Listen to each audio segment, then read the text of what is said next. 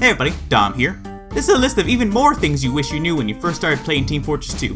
If you're new to the game, some of the information found here may be useful. Quick note before we begin, make sure to also check out the original video of things you wish you knew, as well as the second video.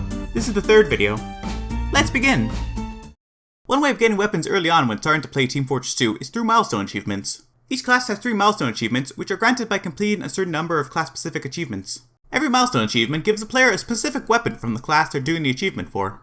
It's best to set the game to the maximum field of view. Doing so allows players to see more around them. Look at this empty room. When switched to maximum field of view, it's revealed that the room was full of partying spies the entire time. Respawn times varied to try to make teammates respawn together.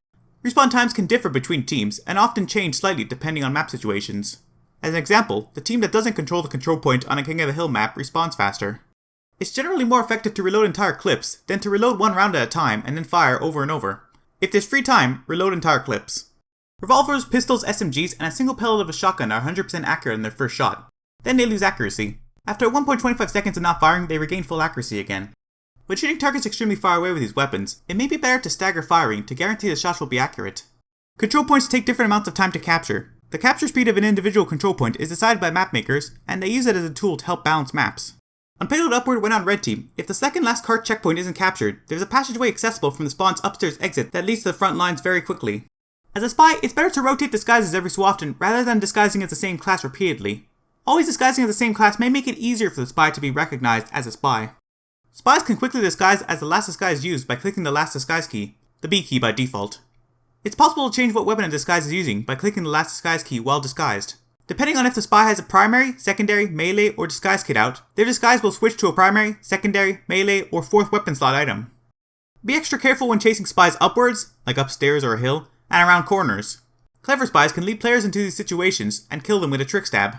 On an incline, spies can jump over players and backstab them, and around corners they can quickly circle around them for a stab. Spies deal reduced damage to engineer buildings that they're already zapping.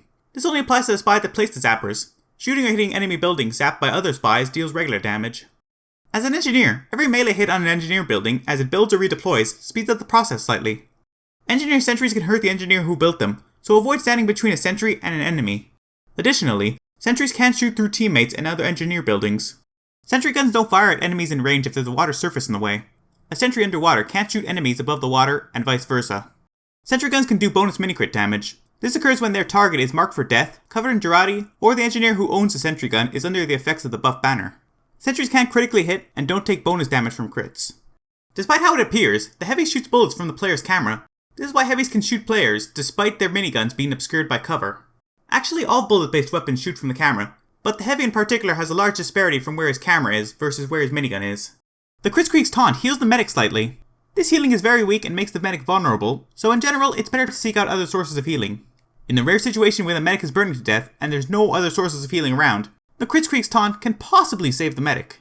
The Devilman Sticky Bomb launcher can be charged before firing.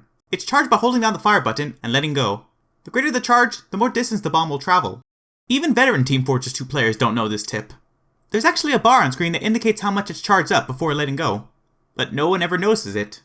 Enemy sticky bombs stuck to surfaces can be destroyed harmlessly without them exploding. Melee hits, bullets, and other sources of damage destroy them. Note that it's dangerous to destroy enemy sticky bombs up close, as the Devilman can detonate them at any time. The soldier's secondary banner weapons, like the buff banner, only activate when the soldier lets go of the fire key. This means it's possible to start a banner in a safe area, and then let go right before turning a corner into battle. Charging up a huntsman arrow shot for too long makes a sniper's hands shake. Releasing the arrow at this point causes it to fly off inaccurately. To avoid this from happening, keep in mind it's possible to put down arrows by alt-firing. Anyways, that was the list. This list isn't very comprehensive as there are far too many things to cover, but perhaps a small amount of information found here was useful for new players watching. Thanks for watching! Au revoir!